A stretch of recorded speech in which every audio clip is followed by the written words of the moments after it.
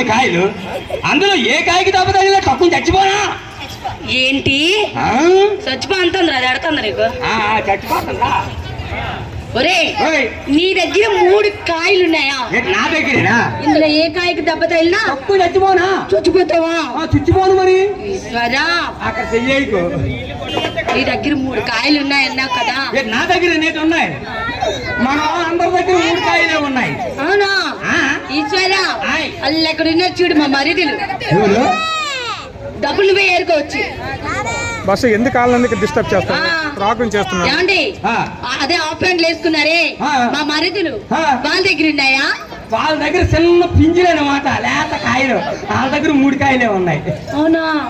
ఏమండి అలాగా అక్కడ కూర్చొని ఉన్నారు చూడండి స్టేజ్ మీద మా మామయ్య. మీ మామయ్య? అతనే కాదు, అలాగా అక్కడే ఉన్నారు. అతనే అలాగా అక్కడ పంచి కట్టుకుని సొట్టేదో కాలుస్తున్నారు మా మామయ్యలు. మా నాన్నలు ఎలాగయ్యారమ్మా? మా అమ్మగులు నాన్నలుగా తిట్టమ్మా. నమస్కారం. ఏమండి వాళ్ళ దగ్గర ఉన్నాయా? వాళ్ళ దగ్గర ఉన్నాయి ముదారు బట్టలు. వాళ్ళ దగ్గర 3 కాయలే ఉన్నాయి. అవునా మావయ్య? బట్టలు ఉన్నాయా?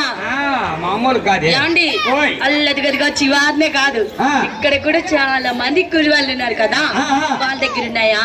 వాళ్ళ దగ్గర ఉన్నాయి. మా బావలు. మీ బావలు మీ అప్ప మగులు రా ఏదన్నా ఒకటే. ఏమో వాళ్ళ దగ్గర ఉన్నాయా?